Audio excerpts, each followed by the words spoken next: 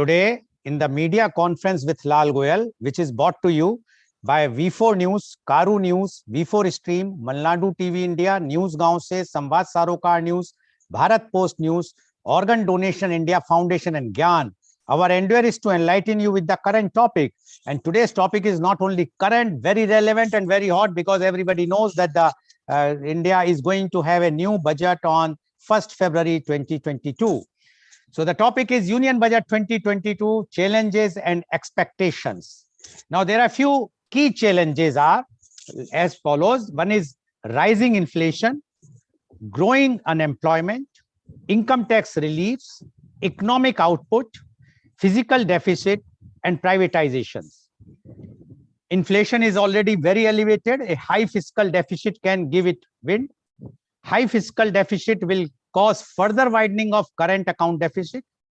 High current account deficit can weaken the rupee, add to inflation concerns.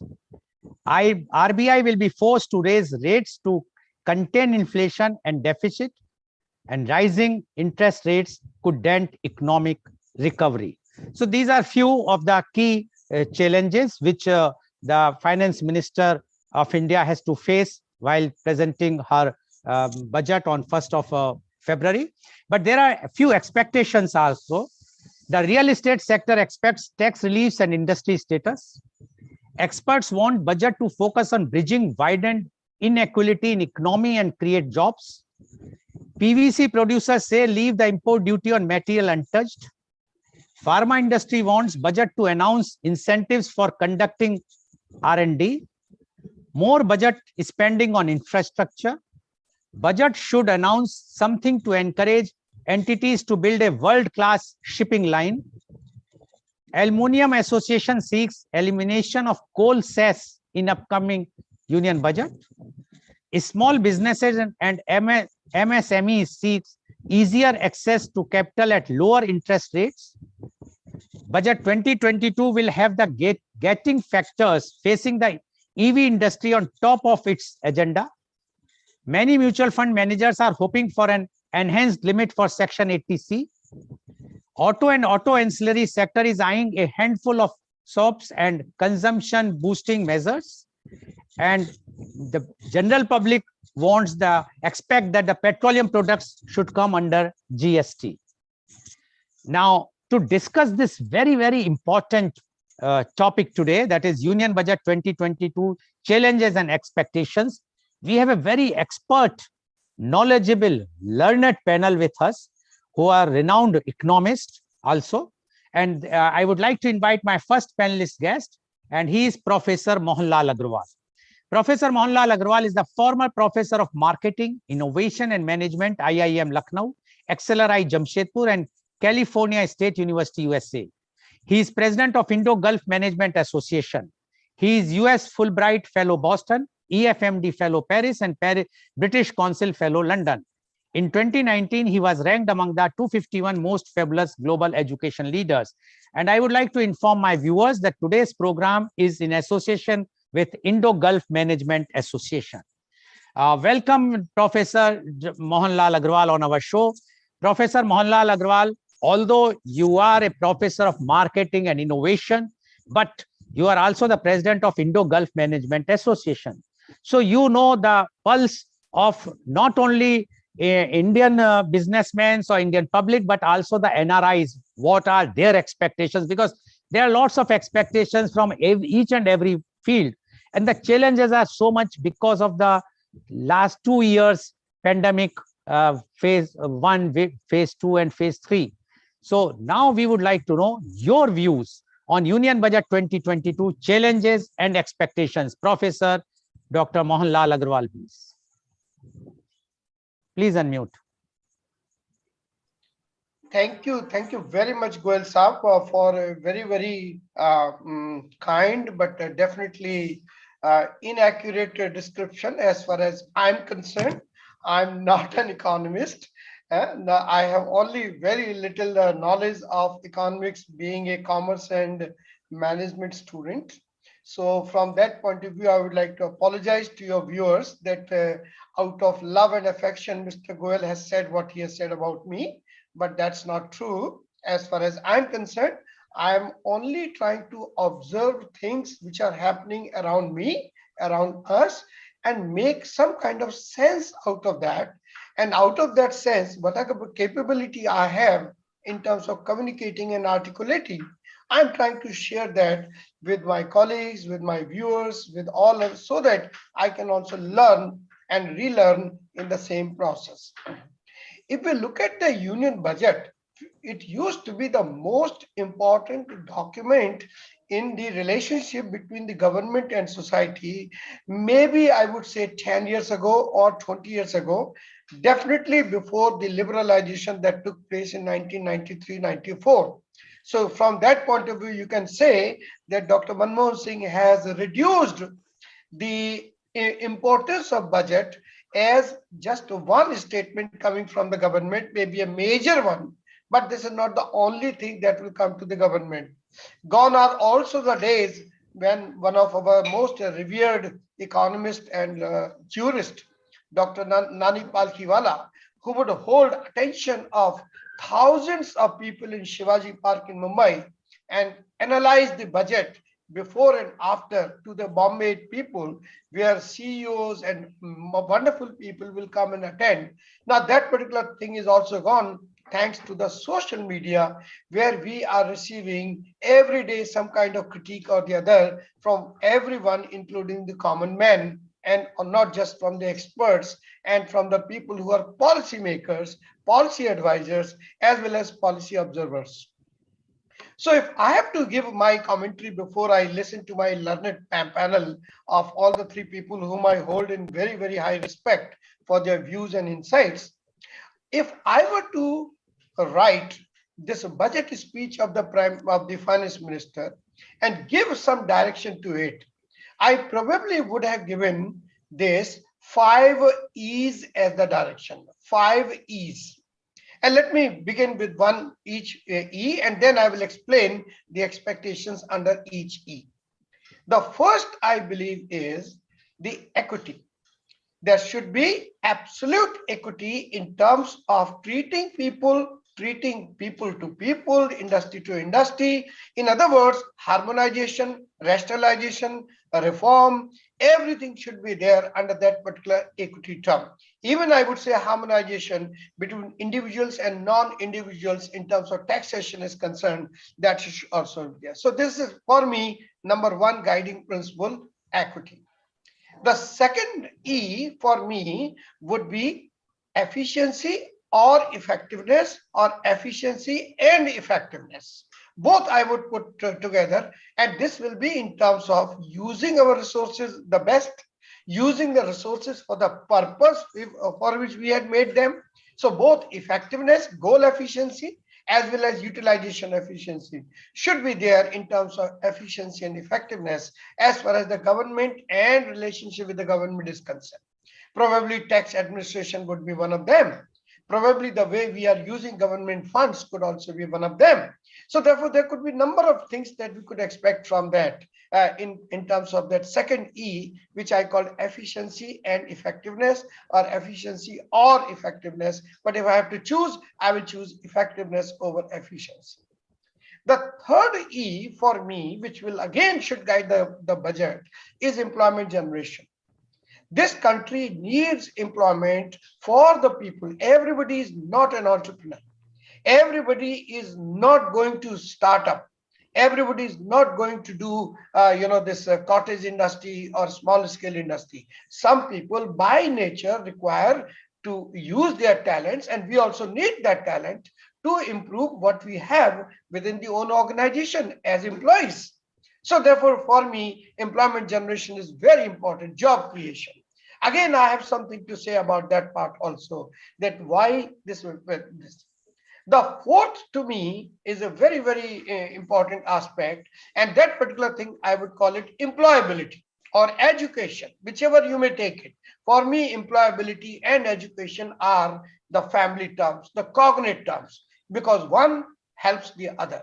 Education today helps employ, even though whatever data we are receiving, that 80% of the MBAs are not employable, or 75% or 90%, whatever comes to their mind, they say that engineers and this are not employable.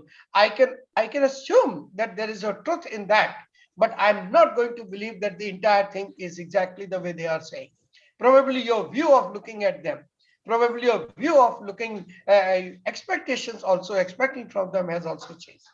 So therefore, I would say the fourth E should be about towards education and employability. And being a student of education throughout my life, I think, please forgive me if I have a bias towards that education and employability should be a part of that particular thing, because you cannot create a force for the future until they are employed, educated, stuff of that kind. And the fifth one to me is empathy. Empathy here would mean that the government should connect with the people, should be a part of helping them, because empathy shows your engagement with them. You cannot engage with anyone until you have an empathy. And this empathy has become a lot more important for budget makers, for government, for others, in view of what we are going through for the last 2 years. Those 2 years have become almost like the part of what we perhaps I have not experienced, and none on the panel has experienced, like First World War or Second World War, where the entire economy was subservient to an external activity of war, and how much people suffered as a result of that. I'm not saying that this is like a World War III, but I'm also saying that situation is exactly the same, where people are facing the same kind of issues there. So if we put these five E's together, to my mind, budget can get a direction, because the budget is a directional document also. It is not just giving account of what I have earned, what I have spent, what I'm going to earn from, where I'm going to spend to. That is a very, very, I would say, clerical aspects of the budget. It is not the budget. Nobody is looking at that particular time. People are looking what kind of priorities you are setting, what kind of mandates you are setting, what kind of possible attitude you have towards the society which has made you the ruler or the power center, or that you are our government.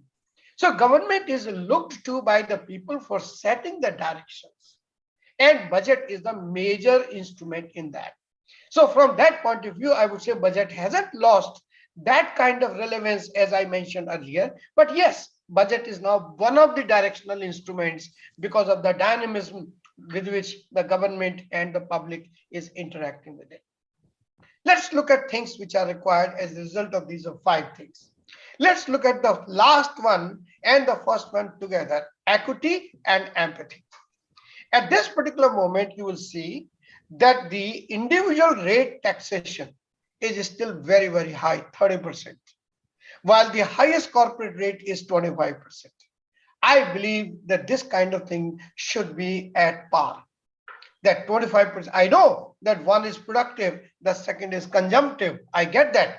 But I also get that the person who is consuming today is also creating funds for that kind of production, like in terms of housing, like in terms of children education or hospital bills and all those.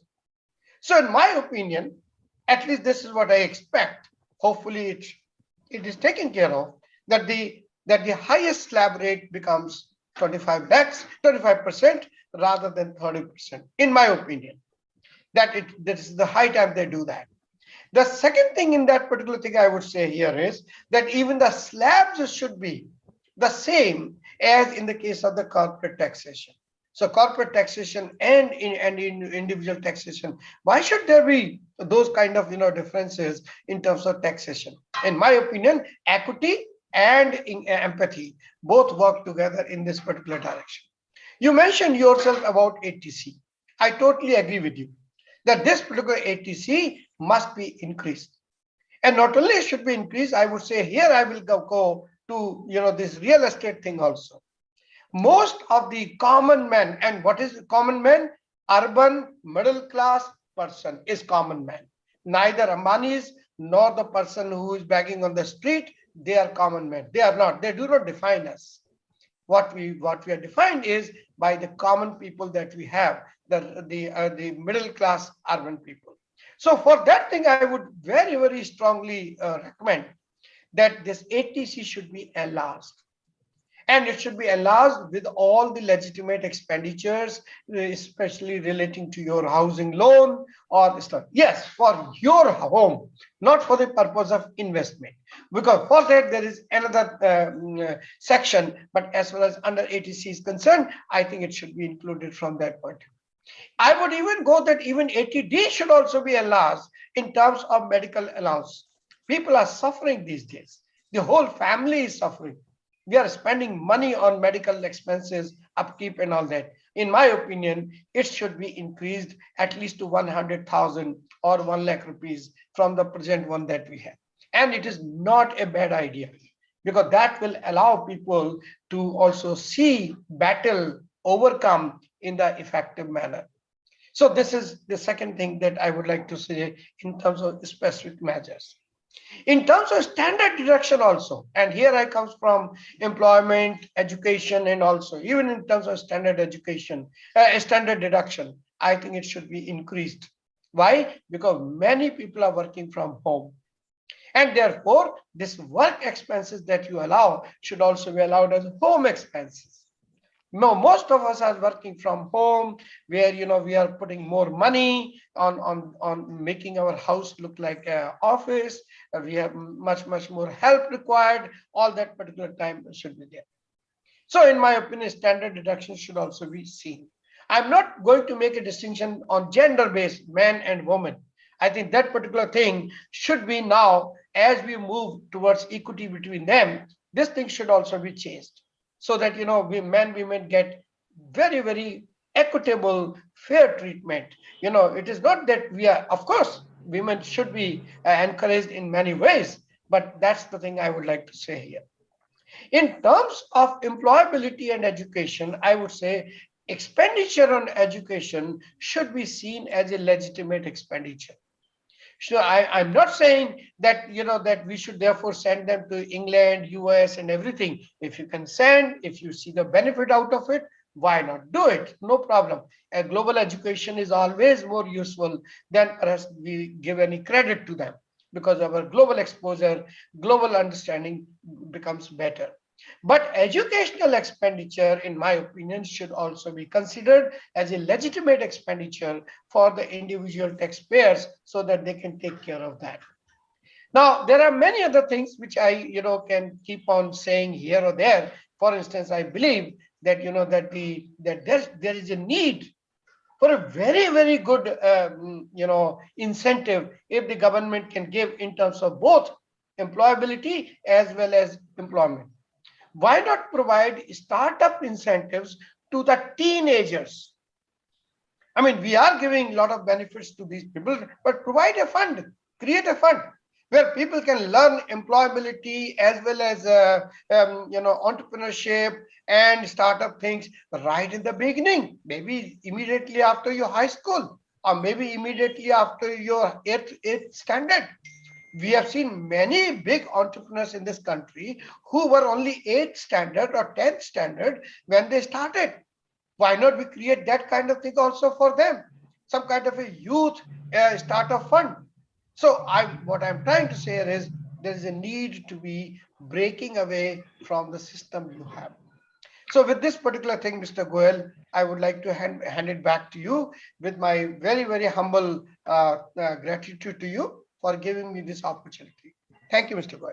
Thank you very much, Professor Dr. Mohanlal Agrawal. And as Professor Dr. Mohanlal Agrawal mentioned that he is not economist, but as we know that his knowledge, his experience, his dealing with the corporates, with the governments, it is not that one has to be economist to understand the budget, but one has to see, as you have, the Professor Mohanlal Agrawal has rightly mentioned, that budget is not only the accounts or some clerical thing document, but it is also showing some direction, and that direction is required today. And that's why Professor Agrawal has very rightly mentioned how the 5 E's are required for making a very good budget.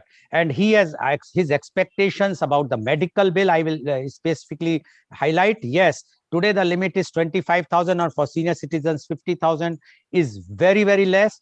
Definitely, because that we have seen in the COVID time how the expenses of 5 lakhs to 10 lakhs rupees per person were charged by the hospitals. So how to cover, although insurances are there, but still India requires a lot of push as far as the medical insurance is concerned. But anyway, thank you very much, Professor Dr. Mohanlal Agrawal, for your giving vivid description about the union budget. And we hope that what expectations you have asked for, or your expectations are, may be fulfilled, either full or in part, at least on 1st of February 2022. Thank you very much. Now I would like to invite my next panelist guest, and he is Professor Kamlesh Mishra.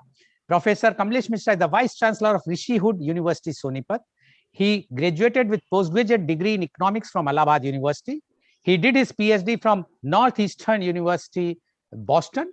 He taught there as a lecturer until 1990. He did his advanced training in financial management of local and regional governments from Harvard Institute for International Development, Harvard University, Cambridge, USA, under an USAID funding. He served as an economist at the Center for Social and Urban Research, Pittsburgh University, from 1990 to 1994. Thereafter, he turned to India to join as SDFC Associate Professor at the National Institute of Public Finance and Policy, New Delhi. As member of the NIPFP team, he was the technical advisor to the first Punjab State Finance Commission. Professor Mishra served as the director of the Institute for Integrated Learning in Management, New Delhi, from 1996 to March 2000. He was the founding director of Institute for International Management and Technology from 2000 to 2008. He was director of G.D. Goenka World Institute, Gurgaon, until September 2010. He was the founding vice chancellor of Oro University, Surat. He was the vice chancellor of Ansal University, Gurgaon. He is credited with the successfully running the first fully delivered foreign degree program in India. He has to his credit the establishment of 3 of the most successful foreign universities: Bradford University, Oxford Brookes University, and Lancaster University. Collaborations in India. Professor Dr. Mishra is author of 6 books and has written over 50 papers in referred journals. Welcome, Professor Dr. Kamlesh Mishra on our show.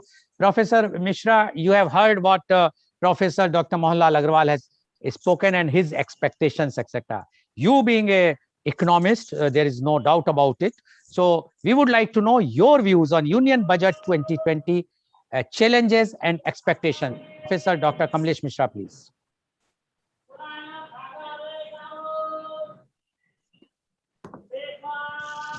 Thank you so much, Goel. Let me begin by saying that we all have expectations as to what should happen, and every sector has, every individual has expectations. But the basic principle is very, very simple. We get only what we give. And this principle applies even at the government level. At the end of the day, the government gives back what it receives from us as citizens. Now, who gets back is a different story, because I may contribute a certain amount. It is not necessary that I will get back that amount. Somebody else may get it. That's what public finance is all about. So let's begin by thinking how this budget is going to be different. Well, we have gone through 2 years of very, very difficult times. We have spent money where probably in a normal year we would have not spent. Now we come to a year where we have to think about how do we jumpstart the economy. That's the most important thing that everybody is going to be looking at. Can we sustain the growth? Can we give a kickstart to the economy that jobs get created? So I'm trying to look at what's going to happen based on this basic principle. Kickstart the economy, generate jobs. So let's see what are those kind of things that we need to have? Let's first look at the general economy, and then we can come back to the individual levels as to how companies, individual sectors, or individuals will benefit, and whether we can match their expectations. I think there is a need to create liquidity in the economy if we want to kickstart the economy. We need to put more money into the hands of the people, either directly or indirectly. So the classical economics, very simple, give more money, people spend more money, they buy more things. And because they buy more things, demand is generated and suppliers are going to rise to match that demand and produce more and create more jobs and people get more income. So you get into the same cycle of more jobs being created, more incomes being generated, more expenditures happening. So we are looking at the government to start moving in that direction. Unfortunately, in order to create more liquidity, it is not prudent for government to just give money to people and stand at every traffic light and start distributing money, that here's the money, go and spend it. That's a bad way of doing it. So what do we need to do? We need to identify priority sectors where expenditures have to happen. So a very, very common area, and especially a priority area for this government, has been infrastructure. Now, when we talk about infrastructure, we're not talking only about roads, we are talking about all sorts of things. We could be talking about digital infrastructure, we could be talking about healthcare facilities, we could be talking about the roads, bridges, railways, everything, airports, everything becomes part of the growth of infrastructure. I think that's going to be a big, big sector that we are likely to see in this budget. Because the more we are going to pump money into these sectors, the more jobs are going to be created to meet those demands. And more jobs will mean more income to the people, because some people who were not having jobs are going to get jobs, they will have incomes, and therefore their expenditures and demands will begin to rise. So the idea is to push the consumer demand to a new higher level. So I'm expecting to see a good amount of budgetary allocation for the infrastructure sector.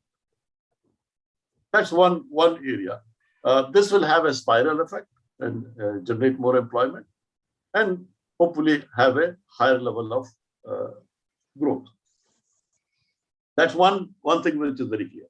Now, obviously, then we can break this into so many sectors, but let's also look at another sector which really can help in growth and generating growth and employment, is the real estate sector. There's no doubt, and Mohan mentioned that also. Real estate is a good area for the government to look at this point. So we need to jumpstart that. There has been a sluggish momentum in real estate, both from the point of view of sluggishness because of lack of demand, or people are postponing their purchases. So if we can push the real estate sector to a higher level, the allied industries, the demands are going to increase. And so what are those allied industries? The main two would be cement and steel. These are two sectors that will get a boost because of the real estate sector. And these are fairly high employment generating industries, so we should see some good amount of momentum that is going to get built around the real estate. So I'm hoping that. Now, to push the area of real estate, there are different ways. One is that are we giving some incentives to the people to buy or invest in the real estate? Are people going to buy a house because we give them an incentive? That could be possible. Or it could be direct benefits that are given to the real estate sector by the government. It could be either or them or both of them also. Two major sectors. Healthcare is going to be a big one. There is no doubt about it. And I think that will continue. Education is going to be there. Already there are announcements about medical colleges and other institutions, universities opening in different places. That will continue to happen. There are going to be areas where the government is going to try to put money directly into the hands of the people.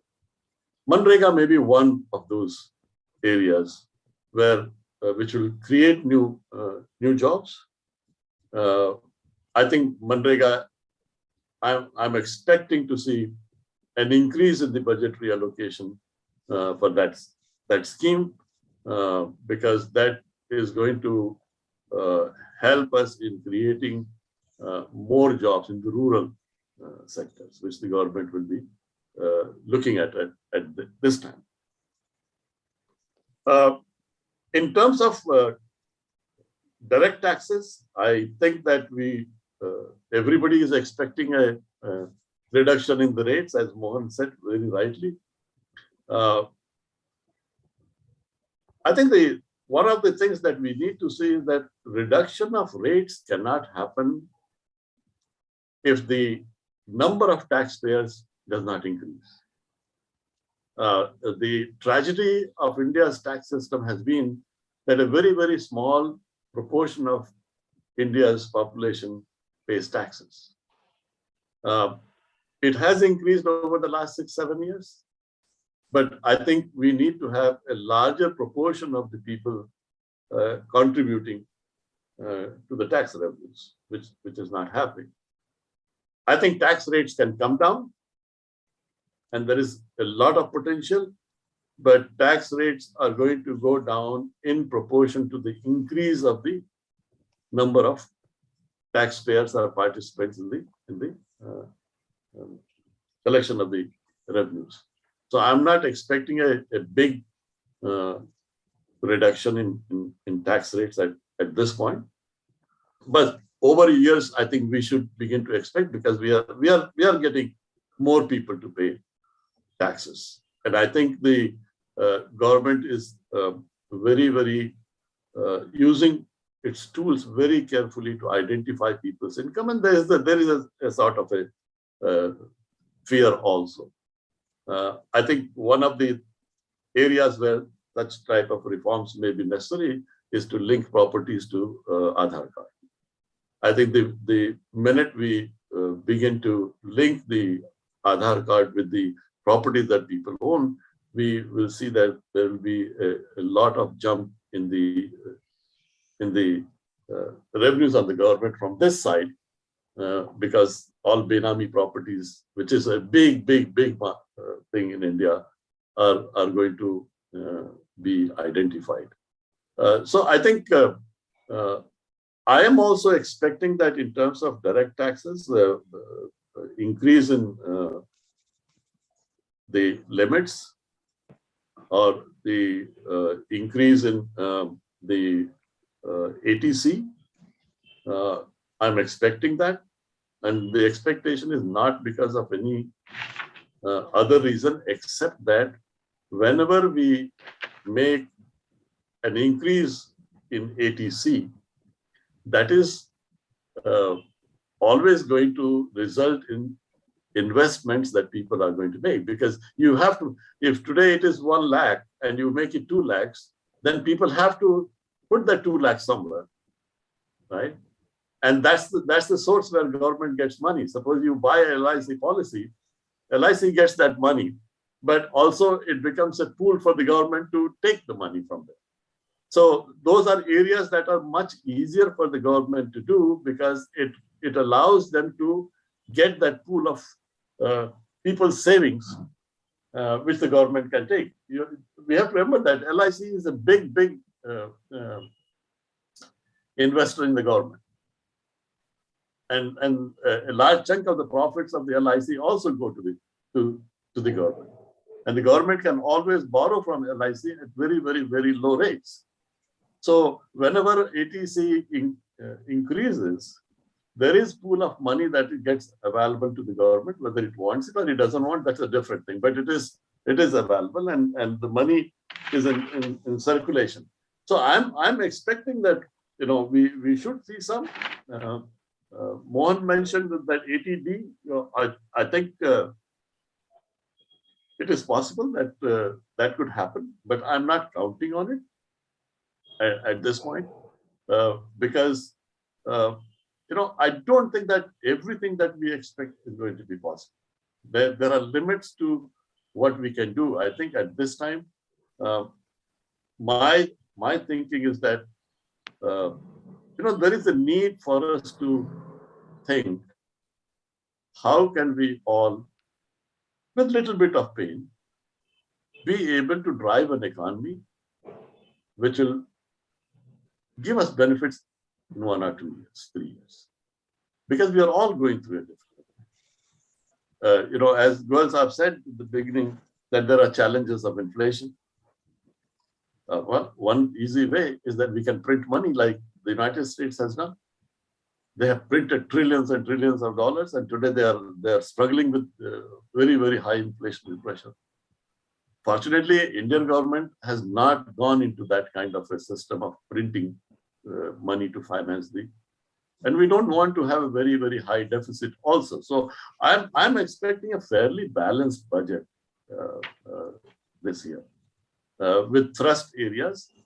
And so let's not go too much into expectations. I think what will be coming will be something which is very realistic. Everybody is not going to get everything, but that's the beauty of budget. We all have to cry after the budget is announced that I didn't get this or that. But I think this is going to be a budget that will hopefully take India into a new trajectory. Thank you.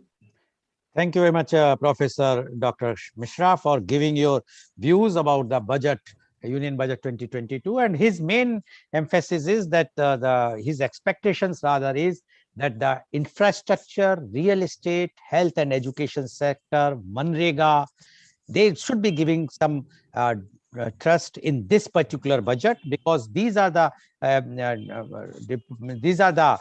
sectors which are going to create jobs, which will be drive the economy out of the shamble what we are facing right now. And he also wants that the taxation rate should be reduced. But one important suggestion which he gave is the linking of Aadhaar with property. And he says that that is very, very important. Although the problem in India, practical problem which we all are facing is because of the hacking and the cyber crime. Once the linking of Aadhaar will be done with the property, you don't know when your property is being sold to someone else because of the hacking and the cyber crime. Until unless that will not be foolproof, it's not that practical. But yes, it will bring many Benami properties in forthright. Thank you very much, Professor Kamlesh Mishra, and let's hope that the budget, as you have mentioned, will give us some direction towards a brighter light after the dark night. Thank you very much. Now I'd like to invite my next panelist guest, and he is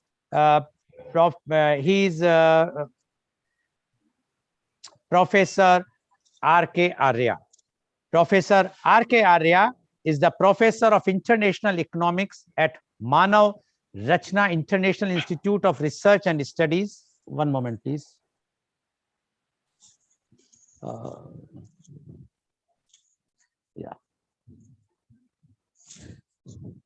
Sorry, Professor Arya is the Professor of International in Economics at Manav Rachna International Institute of Research and Studies, Faridabad. Dr. R.K. Arya is PG and PhD in Economics from Delhi University. He worked in Applied Economics and Social Welfare, Government of India. He contributed hundreds of articles in leading economic newspapers. He is guiding PhD scholars on various applied topics. He possesses through knowledge of social welfare, development, public policies, education, and employment. He attended many conferences, workshops, and presented papers. Presently, he is teaching MBA students. He has good understanding of international economics. Welcome, Professor R.K. Arya on our show. Professor R.K. Arya, you have heard Professor Dr. Mohanlal Agrawal, as well as you have heard Professor Dr. Kamlesh Mishra, and both have given their ideas, their challenges, what they see in this particular budget the finance minister has to face, and their expectations from this budget. We would like to know from you, Union Budget 2022, challenges and expectation. Professor R.K. Arya, please. Thank you so much, Dr. Goel. And as you have rightly pointed out that Dr. Agarwal and Dr. Mishra has given the insight into the budget and how the economy is being working for the last several decades, and what are the expectations in terms of 5 E's. And he has touched upon the taxation policy also, that where is the scope of cutting down the taxes. And Kamlesh Mishra was has explained the things beautifully, that how taxes cannot be cut because we are in a tight fiscal situation. And in the midterm, what best we can do in the medium term. I will go past in the 1990, when we had the balance of payment situation, being fed up with the deficit financing, inflation, fiscal deficit. Of course, the import substitution was there. And probably now, after 20 years, 30 years, we have come back to same situation, that is the protectionism. The question is that why the market reforms were done, whether we did not want to mitigate poverty, whether we did not want to reduce the illiteracy rate, what was in our mind. So there is a dilemma that whether the market reform would have continued for longer period of time. Market reform were stuck up somewhere after the Atal Bihari Vajpayee government, because the disinvestment, which was taken on war footing, had stopped, and then the next governments were fickle-minded whether the stake sale should be there or it should be the strategic sale of the assets and all there. So we are on the crossroad today, that the public sector is still with us and the private sector is not being accepted wholeheartedly. From 2004 to 2014, we mitigated the poverty and 10% of the people were lifted above the poverty level through Manrega and the welfare schemes launched by the government. But still we continue to have the growth, jobless growth. Jobless means the adequate jobs are not increasing. Roughly 60 crore people in terms of the population size were expected to be in the workforce, but at present we have little over than 40 crores, 20 crore workforce is missing, and it is exhibited in the unemployment and all that. Before COVID also, we had the growth rates, which has come down from 8.2% to 4%, which has created, the problem for the job growth. And also we had to see that the investment is not coming in. When the demand has fallen down, when the income of the people has collapsed during COVID, COVID has increased the vulnerabilities of the poor, migrant worker, casual laborers, and in the agriculture sector. We could not increase the Manrega beyond 70,000 crores, and only exceptionally for the COVID year, it was increased to 1,11,000 crores, but subsequently it has been reduced to 76,000 crores. It means the fiscal space is not there to spend on the, unproductive, semi-productive, you can say, because under Manrega, we continue to build the rural infrastructure through service sector as well as through investment in Manrega. The problem of the migrant workers was increased because we have micro units in the cities, that is roughly around 98.2%, are the MSMEs in which, sorry, they are the micro units in roughly 98.2%, and barely 30 lakhs and little more than that. We have got the medium industries which employ, that is more workers, 50 to 60 workers, or it can go to 400 or 500. And finally, what we can see, that the government had been shirking from the signing of the FTAs, free trade agreement, and it has shirked from, that is the RECP, that is the Regional Economic Cooperation Partnership, because we don't think that we are competitive economy. Lot of companies are losing the space there in China, but they are being grabbed by the Bangladesh and Vietnam. Supply chain problems are still there. We are unable to have a good global value chains in the system. Service sector has taken the benefit after liberalization. 55% of the GDP is coming from the service sector, and only 13% is contributed by the manufacturing sector. Total 28% is contributed by the industry sector, and only 17 to 18% is contributed by the agriculture sector. In terms of the workforce, it employs little over 3 crore people in the service sector, because they are the advanced public sector which can have a limited number of employees, like you can see US companies like Amazon and the MasterCard and McKinsey, all these. So the service sector is a booming service sector, but it needs the software people, those who have got the knowledge and the understanding of working at high level. At the lower end, we have got the business workers, administrative workers, household workers. They are working at subsistence level, and they have got the deplorable condition in the economy. And the demand has to come from everyone. As Professor Kamlesh Mishra has pointed out, that it is the lacking demand which is not growing the economy, which is not pushing the economy forward.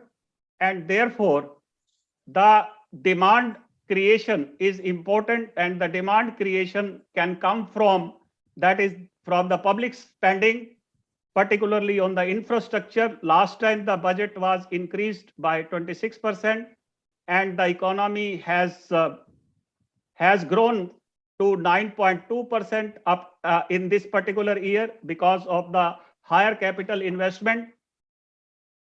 During the last 6 to 7 years, this construction sector has been bridled, because there was outgrowth there in the real estate due to the corruption and the higher trading of the real estate sector.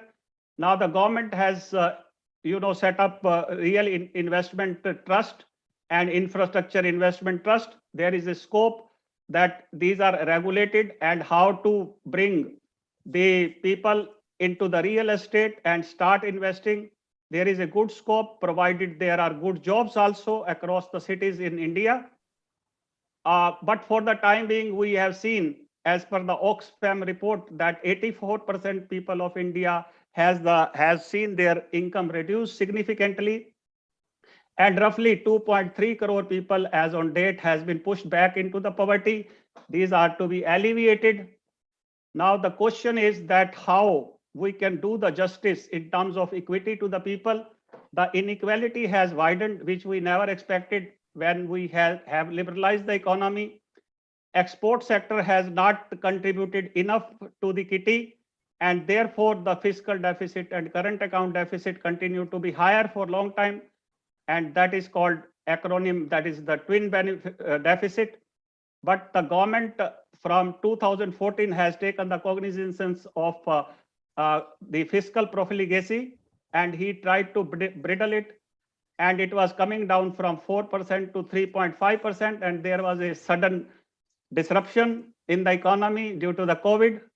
COVID has shaken the roots of the MSME sector as well as the contact intensive sectors like the gyms, restaurants, hotels, and the communication, trade, and all that, where the people are closeted and they work together.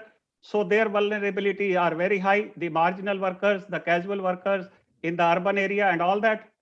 Even though the Manrega was started as a rural employment guarantee program in 2005, it has given the dividend, but later we have seen the urban employment is not very good, and the small industries do not leave any scope for these people to work in a healthy environment to get the good remuneration and work for it. And similarly, we have got the skilling level. Formal skilling is hardly 5% contributed by the ITI's Industrial Training Institute and the Polytechnic, but unskilled workers have arisen because of the poor education structure in the rural areas. They tend to migrate. There is no scope of agro-based industries. They are in the little scope. They are in the rural area. So these were expected to be absorbed, because generally we see that the rural areas are less inclined to the education. The school standard, the standard of the school is also not very charming there. As a result of which we have seen that the digital divide, which is reflected in the digital divide, health infrastructure has also been compressed, and it was not adequate to tackle. Therefore, the stringent lockdown and severe restrictions were put across the nation. Kerala, it continued to persist for longer period of time. Maharashtra had seen the highest fatality rate, and Delhi, being a small city, doesn't matter. In Uttar Pradesh, we had got severe problem. The budget, when we see of the union, it should have to be taken into account along with the federal states also, that they are spending roughly 2/3 of the capital expenditure and only 1/3 is expended. And the attention on the education and this nutrition was not adequate by the states, because they were expected to put more money there. In that case, in the health infrastructure, they were expected to boost the health infrastructure. Whatever little could they do, that is oxygen plants and the vaccination and the simple drugs and the special drugs and all that. Ultimately, the poor have no source of taking the healthcare facilities from anywhere. The civil hospitals at the country level are extremely good. That way, the states have taken care to build them up in a proper manner. But finally, we don't see that is the community health centers or the PHC in the rural areas, except in the states of Kerala and Tamil Nadu or Karnataka, that is the southern states. We can expect good healthcare there. But where the healthcare in the North India, like Madhya Pradesh, Uttar Pradesh, Haryana and Punjab, all these states are having inadequate health infrastructure. Still, overall financing to the health infrastructure is expected to continue, because COVID is not going to leave anywhere in the next future. So it will remain there, diseases will be there. So universal health care has to be there, whether for the private people, those who are taking the Mediclaim, as you have yourself suggested, that the deduction on account of medical health care should be increased, Mediclaim should be increased from 25,000 to somewhat 50,000 or 60,000 rupees. And on the earning side, the government does not have any space, because the tax base is narrow, as Professor Kamlesh Mishra has also pointed out. So within that is only 1.5 crore people are paying the income tax. So how much we can extract from them? It is a long-term problem, because in the informal sector, there could be more expected taxpayers, but they are not paying the tax as such. So therefore, the tax kitty has not been increasing.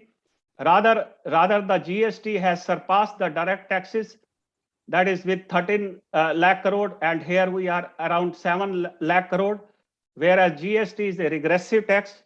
It causes inflation and it reduces the purchasing power. It is a regressive tax, whereas the income tax is expected to be the progressive tax, but the people are bypassing the exemptions and deductions. They are paying less through that.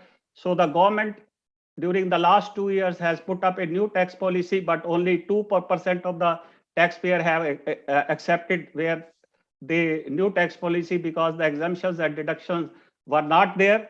roughly around 70 deductions and exemptions were not there.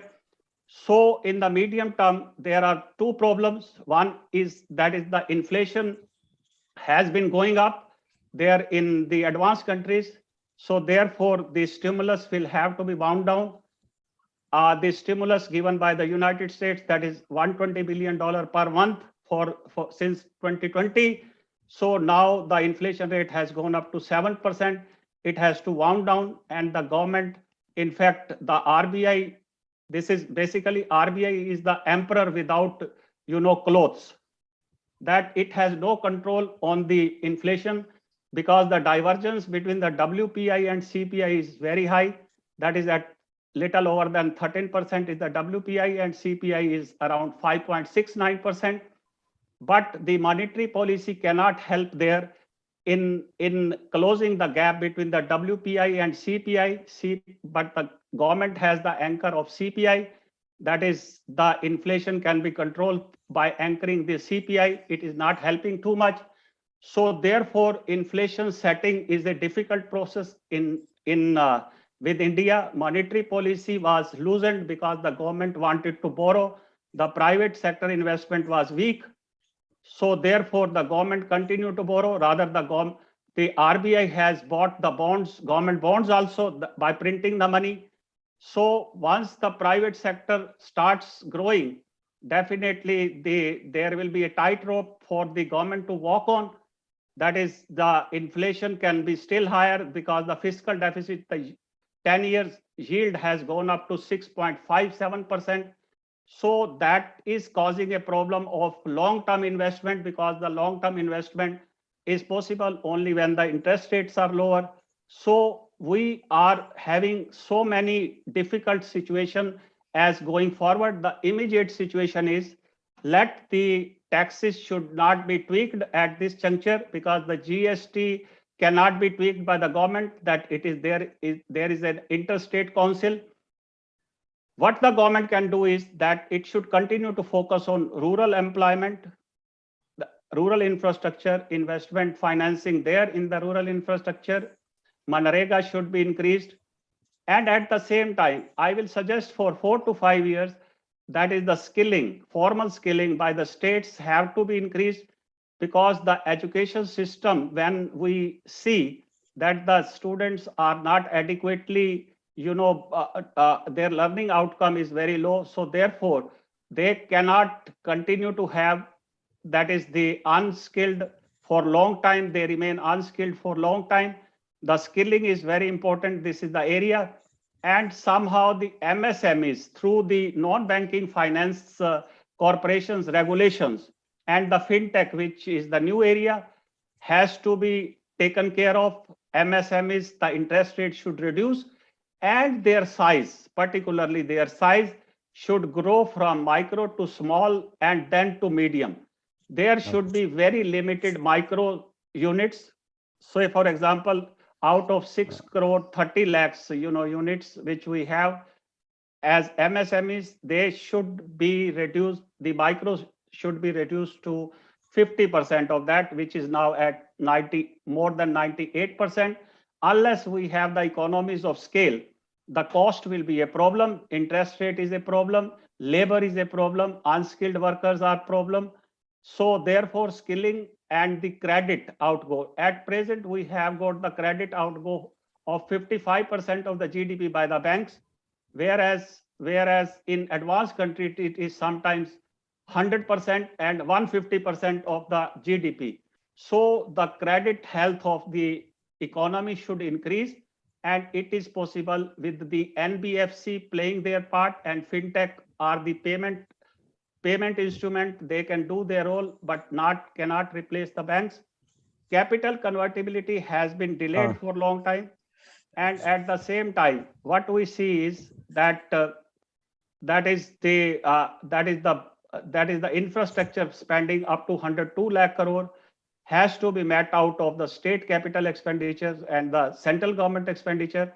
And also we are including our sovereign bond into the bond indices, global bond indices, and nitty-gritty of the bond indices, that is what will be the tax structure and all that, is to be seen in the budget.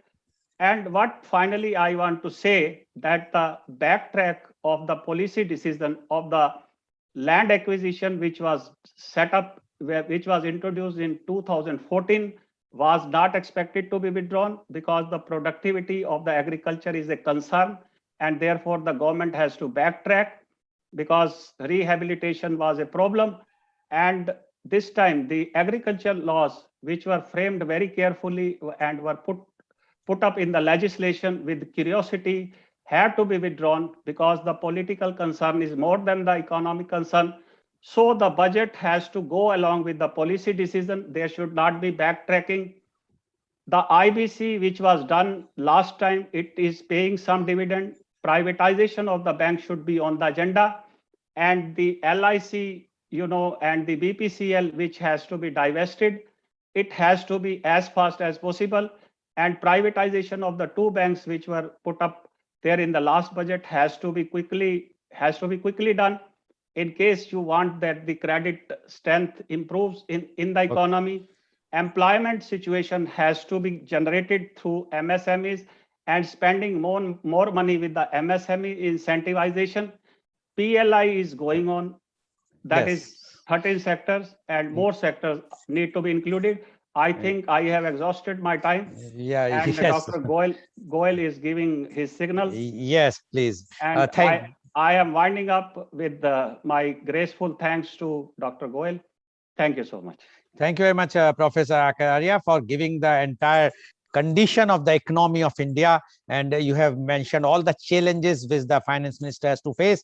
And even you have given the expectations and the suggestions how one can do it. Thank you very much. Paucity of time. I would not like to waste my time now. I would like to invite my last but not the least panelist guest with us. He is Dr. Sanjay Shah. Dr. Sanjay Shah is the visiting faculty of Ramakrishna Mission Vivekanand Educational and Research Institute, Ranchi. Dr. Sanjay Saha graduated from Ramakrishna Mission Residential College, MSc from Calcutta University and PhD from Indian Institute of Technology, Kanpur. He served as faculty and principal in degree colleges, management and technical institutes in India and in international arena for 28 years. He worked in SOCM. He published books, articles in national and international journals. He is at present academic consultant and trustee member of Bright, Kolkata and visiting faculty of Ramakrishna Mission Vivekanand Educational and Research Institute, Ranchi. Welcome, Dr. Sanjay Saha on our show. Dr. Sanjay Saha, you have heard Professor Dr. Mohanlal Agrawal, you have heard Professor Dr. Mishra, as well as you have heard Professor Dr. R.K. Arya. And they all have given the challenges which the finance minister has to face and their expectations. Now we would like to know your views on Union Budget 2022, challenges and expectations. Dr. Sanjay Saha, please. Please unmute. Thank you, Dr. Lal. Is it okay, sir? Yeah, please go ahead. Now, what are the challenges so far the ministry is having? We are all talking about the pandemic issues, but in addition to that, the ministry is also having some issues related to natural calamities happened across the country last year. The ministry is also having a problem at the international border. So they have to spend huge amount of money on defense. In addition, the ministry is also having some election issues. We know from the second week of February, if some elections are going to happen in 5 states. So these are some of the issues which they have to take into consideration while presenting the budget itself. In addition, there is an uncertainty in the world market. Domestic market is decreasing. And also, COVID has not left the world market. So they are also having some problem. We don't know their actions. Production constant, which is also taking place, especially in the energy sector. And also we have seen the service sector contribution is going down. Why? Because there is an uneven growth of certain sectors within the service sectors like hotel, tourism, travel, transport. And we are also having pressure from the international market. As a result, exchange rates are going against us. Now, we are having problems. and we cannot expect a huge change in the forthcoming budget, which will be presented after a few hours. Now, as an Indian and being a middle class family people, what we can say is that countries should develop if the infrastructure is developing. So we cannot stop the infrastructural development. So there is a shortage of money. So how they can get this money? Number one, what it seems to me, through transparent process of monetization. So monetization process has already been has started. We have seen 2 days before also how Tata have got the Indian Airlines, and government has received near about 20,000 crores. So monetization process is there and will be there, maybe in airport, airlines, transport, and as well as highways. So they will get money and infrastructure development can be continued. Government cannot stop certain initiative they have taken, like PM Krishan Yojana, where 6,000 rupees every farmers are getting per year, which may be increased near about another 2,000. So this is one area where we are expecting the government will come up with certain rules and policy. Then another issue is there, that is the employment scenario, how employment can be generated more and more. Already my previous speakers have already mentioned how it can be, but what it seems to me, in addition to all these things, what it seems to me that MSME should get much more support from the government. You know, ECGLS scheme, they have already saved near about 14 lakhs in SME in the last 2 years, and more than 1.5 crores jobs are saved. So this type of some more policy is expected from the coming budget. And on the other hand, personal tax exemption, yes, that is also area where already my previous speakers have given enough issues, and I think government will take care of some of these issues also. But to me, one area that requires some short-term contingency plan, at least for 2022, 23, and 23, 24, that is revival of the service sector, that is travel, tourism, and transport. Because this sector used to contribute near about 40% of the service sector. So huge gap has already been created. So employment is also hampered. So if government can give some boost of some incentives, so this sector will come up, and this will also contribute to the economy as a whole. Then there is a need that government should give some thrust to boost up the exports, because Atmanirbhar, Sabka Saath, Sabka Vikas, Sabka Viswas, all these things are there. So quite natural, people are expecting that how much more liberal export policy can be in the budget. So we are expecting some policy will be there to enhance the exports. And also we are expecting some policy to increase the inflow of FDI within our country, because we are already facing shortage of capital. So that is required. We are also expecting that government will take care of certain policy, especially with respect to health, pharma, and education, because we have seen the huge gap in the health sector, shortages of doctors, shortages of nurses, shortages of health workers, as well as ICU, as well as your beds. So all these things we have already seen in the last 2 years. So we are expecting that much more money should be given to boost up the health sector as well as the pharma company, so that they can give much more thrust on their R&D activities. My previous speaker have already highlighted the education sector, so I would like to add only 2 points there itself.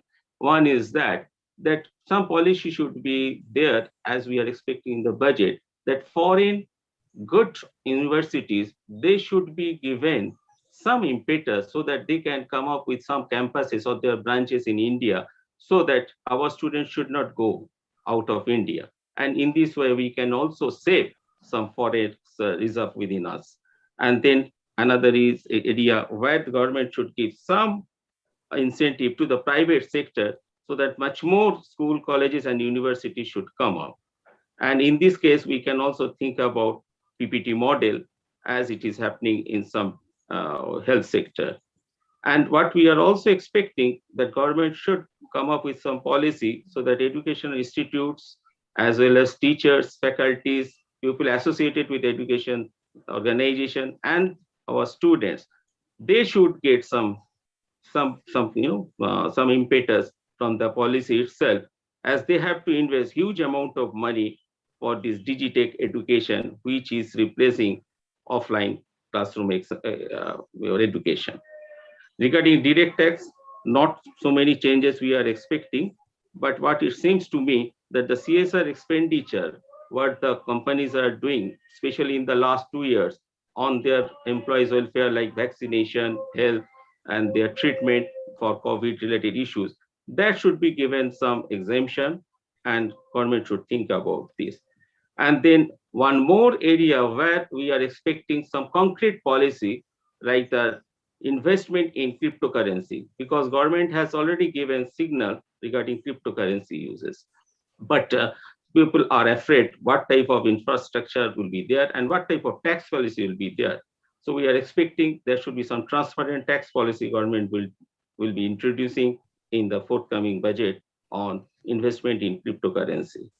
GST, we cannot think about so many things, but what we are expecting is that the GST on medical expenditure or medical equipments or in medical premium, insurance premium, those things should be taken care of. Now, what is we are talking about that we are just saying that exemption limit on this medical insurance premium should be increased. But what we are not considering is that how the medical insurance premium has been increased. Why it has been increased tremendously in the last 2 years? Who has given them the power? It's the government. So on the one hand, we are saying exemption limit should be increased, but on the other hand, we are not considering why this premium is increasing so much unnecessarily, because people are already having very less amount of disposable income within their hand. And we have seen how the COVID issues have taken so much money out of the pocket, which was unforeseen. We never thought that this could be in our life. Now, government should think about that premium should be decreased, not be increased, and accordingly, the insurance regulatory authority should be given instruction and some policy should be there. Similar is the case, what is happening if you find that in the last couple of months, all of a sudden, internet costs have been increased. Now, without internet, how we can run the education as on date? Have we thought about it? But increased internet costs, all of a sudden it is happening. You can check from your internet billing itself. So government should give the telecommunication department certain policy issues so that at least for students or people who are actively engaged in this education sector, they should get some incentive in the coming budget, and accordingly regulation should be there. So with all these things, what it seems to me that we cannot think about so many changes because of the political issues, as I have mentioned, and also because the problem which we are facing in the international border, but we can expect certain things, and it should be a holistic budget. We cannot think about a one-sided, loop-sided budget. But farmers quite natural, they have to satisfy. So we can expect a drastic, some good policy will be there to take care of the farmers' sentiments, because ultimately they have to win the election. So what we are expecting that these things will be also taken care of, and at the cost of maybe some other sectors. On the NRI expectation, already Dr. Mohan Agarwal sir has mentioned many things. What it seems to me, only 2 points I would like to add here. Now, NRIs are also interested to invest in senior citizen scheme, PPF or NSC, all these things, but they are not getting the tax relief as Indian residents are getting. So this is another area that NRI is expecting something will be there in the forthcoming budget. And also they're expecting there should be parity in TDS, especially on stock and mutual fund, as well as capital gains on property, because it is very high for them. On capital gains on property, it is almost 20 to 28% based on the short-term capital gains as well as long-term capital gains. On the other hand, it is near about 15 to 30% in case of your stocks and as well as mutual funds. Now, though in the last budget, NRI got certain things like some relaxation on residency rules, and they have also got 1% company setting up in India, and also they have got tax exemption on your housing and as well as property issues. but they are also expecting some of these things in the forthcoming budget. But we, as Dr. Mishra has mentioned very clearly, we have to know, we should know very well what we are contributing. If we are contributing only, then we can expect certain things will get back. Because what is happening nowadays is that the government is giving so many things that free of cost, whether it is money, whether it is your medical, whether it is your education, but to some sectors, to some people, but not for others. So what is happening, it is creating some imbalance within the society. So they should think about where these imbalances can be eliminated and people will get proper education, proper health, and also proper employment. We have not talked about the vocational thing. So vocational skill, I think, should be upgraded. Thank you, sir, once again. Thank you very much, for giving them. Dr. Sanjay Saha, for giving your views and paucity of time. So I would not like to say further, but he has already made all the points. Now my question goes to Professor Dr. Mohanlal Agrawal. Professor Dr. Mohanlal Agrawal, whatsoever we are talking today, but we have to keep in mind what Dr. Sanjay Saha has hit on the nail, that there is 5 states are facing elections. It is very, very clear that the ruling government doesn't want to lose this election, especially in Uttar Pradesh. And the expectation is that this budget will be a populist budget, keeping in mind of these 5 states election. Then whatsoever we are talking of how the physical deficit and etc., will not give that importance. They have to win the election. What you say about this? It will be a populist budget or not, which we will see on 1st of February. You're always, enjoying to provoke me and come up with some comments. So here is first. Number one, by the definition of populism that you are given, each and every country is populist, whether it is Biden or whether it is in Germany or everywhere. They are more populist than we are. So therefore, let's not say that just because government is doing something in order to stay in power and win to fight another day, it is something wrong. So I don't agree with that. It is not populism. It is the way to stay the course and do things better by retreating possibly a bit on a particular day. The second thing is that I also perhaps do not agree with my esteemed friend Dr. Mishra when he said in the beginning that you get what you give. I don't think that's the way it is. We give to them our trust, and that trust itself is good enough. Our loyalty or confidence is good enough for them to find resources. So therefore, if a government is giving back to us on the basis of what we give, then that government is not worth the name, the government that it is. It must generate creative means of getting resources from the world in order to create agenda of the future. And that's the idea behind Dubai, behind UAE, and many other countries like this, like Singapore, or for that matter, any other country. They don't get much, but they still give more. Why? Because they are creative in the resource allocation, mission building, and creating a lineup of resource people from outside. Thank you, sir. Thank you, Professor Agrawal. Now my question goes to Professor Kamlesh Mishra. Professor Mishra, you being the edge in education sector, and we have seen that NEP 2020, which was supposed to be implemented, but because the funds allocation of NEP 2020 was of 6%, do you think that this budget will increase the allocation in the education sector and match with the what was the projected in NEP 2020, that 6%, or not?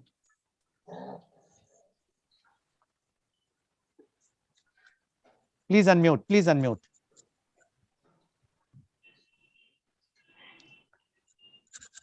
Please unmute.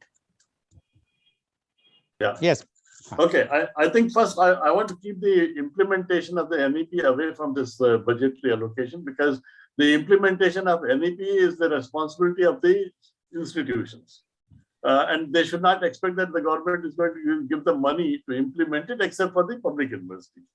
The private sector, which is now larger than the public sector in terms of education, about 70% of higher education is now under the private sector, right? So we should expect that implementation wise, this is the responsibility of the individual institutions. Public sector, yes, they may want some money because they will say, now we need more faculty, we need these things, so the government has to pay salaries. That doesn't account to too much. I have always been in favor of having higher budget for education. I still feel that 6% is too less, a budget for higher education for a country like India, which is planning to grow at a faster rate. And in the next 15 years, 20 years, we want to become the economic superpower. We cannot do that without education. We cannot do it unless we are willing and able to make an investment. But the problem, Lakshat, is that as Mohan was saying previously, that every budget is a populist budget, right?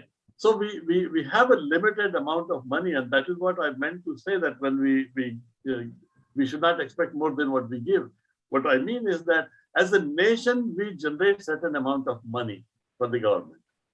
As a nation, we need to spend some money, right? If we keep on spending more than what we can generate, then obviously we have fiscal deficit and we have so many problems because of that. Okay. So I think we need to keep focus that I would like to see about 8 to 9% allocation for higher education to take the country to the next level. But our allocation in the last year was very less, not even 6%. Yes. So Yes. let's hope this is expectation, and let's see that what we will see on the 1st of February. Thank you very much, Professor Mishra. Now my question goes to Dr. Arya. How have last 3 budgets contributed to such deficits that RBI reserves were tapped and PSU equity had to be sold? Why the budgets were not planned properly, and we have to take out all the reserves of the RBI, and we have to sell the PSUs, and we are planning to sell, although right now it is on hold because of the elections and whatnot, but ultimately they are planning to sell. So don't you think this is somewhere our budget preparations are not in a proper way, which has to be either due to the elections, as Professor Agarwal says, that everyone have to be there in the power by hook and crook. So do you think that this time something will come in budget? Sorry, sir, I never said by hook or crook. I know, Professor Agarwal, but Professor Agarwal, populist budget doesn't mean that we will give the budget in such a way that the power, after all, if they are today in the power, tomorrow someone else will come, then they will again go for more populist budget. So ultimately, who will be the sufferer? The country is suffering, which you are also knowing, and you are giving example of UAE and others are giving example. So we have to see the allocation of funds in many of the sectors. So my question to Dr. Arya is, don't you think the budget should be more balanced than keeping in mind about the elections, or keeping in mind of the so much few sections of the society, their sentiments? 1 minute, please. I have no time now left. 1 minute, please. Dr. Arya. You must have seen that on 19th November, the government has rolled back the agriculture laws eyeing on, that is the UP elections. Now, when you say that it has not to be a populistic election, then definitely on 10th February, the election starting, the BJP is bound to lose. Therefore, the farmer appeasement has to be there, and rural infrastructure, mandis building, and food processing organization and agro-based industries have to be started, because UP is contributing almost 1/5 in the GDP. So that is very, very important. It cannot be ignored. Otherwise, it will do the double mistake. One, the agriculture laws, which were well balanced, well thought of by the economists like Ramesh Chandra and Ashok Gulati. Lot many 40 top economists have contributed in the formulation of the agriculture laws. Market reforms were needed. So therefore, some inclination of the spending will be there for the UP alone. That is. And second thing, that is the disinvestment you talked about. There is a complication at the administration level. People are fearing from Central Vigilance Commission, CBI, and all that. Therefore, the disinvestment is not possible in such a gloomy environment. So Okay, all okay. these things are Thank going on. yes, thank you, Dr. Arya. Now my last question goes to Dr. Shah. Dr. Shah, do you think in this budget the government is going to decrease the rate of petroleum products, keeping in mind the elections as they have done earlier after losing the bipoles in Himachal Pradesh and others? Dr. Shah. See, Dr. Lal, that whatever election issues are going to be there, already government has taken the necessary steps. You cannot expect that any more reduction in the petroleum prices, at least in the coming 2 months. Okay. Definitely no. Whatever is done, it is done only. Yes, they can think about some certain substitute, but if you see the 5 states, there is only one commonality, that is agriculture. So they have to please the farmers, and they have to come out in a budget, it's a centralized budget, so central policy Okay. will be there to take Okay. care of the farmers' Okay. issue. They have to Okay. own the, they have to win the election. Only Okay. then they can come out in 2024. Okay, thank you very much, Dr. Shah. So viewers, we have seen today that the expert views about the Union Budget 2022, they have expressed their views about the challenges which the finance minister is facing and their expectations. But one has to understand, after all, the resources are limited, and because of the pandemic of last 2 years, the economic resources of the government has gone down like anything. So to expect much and more, I think we are in the fool's paradise. But whatsoever the balanced budget, I'm sure Ms. Nirmala Sitharaman is going to present. Let's hope the expectations which our experts have made will be fulfilled, so that the people will get some reliefs. And definitely the election year is there for 5 states. I'm sure, as all our panelists, all the panelists has mentioned about that, it is budget will be keeping in mind the view of those elections. So definitely there will be relaxations, no further taxes are expected. Thank you very much. And today's program has been live telecasted by V4 News, Karu News, V4 Stream, Malnadu TV India, News Gaon se, Samvad Sarokar News, Bharat Post News, as well as it was shown live on Facebook and YouTube. And in our endeavor to bring to you everyday new topic. And tomorrow in media conference with Lal Goel at 10:30 a.m. Tomorrow, you know, the tragic thing which has happened in India. Some mad person has killed our father of nation. And so the topic is Gandhi philosophy relevant today? And to discuss this very, very important topic, we have Professor Dr. Pramod Pathak. He's an international corporate trainer, public speaker, blogger, and columnist. And then we have Advocate Shashank Dev Sudhi, Supreme Court, New Delhi advocate. And then we have Mr. Nirmal Anju Verma. He is a social activist and a spokesperson, Bihar Pradesh Congress Committee, Patna. So they will be giving their views. Is Gandhi philosophy relevant today? So please tune in tomorrow for media conference with Lal Goel at 10:30 a.m. Thank you very much, Professor Dr. Mohanlal Agrawal. Thank you very much, Professor Dr. Kamlesh Mishra. Thank you very much, Professor Dr. R.K. Arya, as well as thank you very much, Professor Dr. Sanjay Shah, for giving and enlightening all of us about this budget 2022. And thank you all the viewers. And we hope that on 1st of February, you will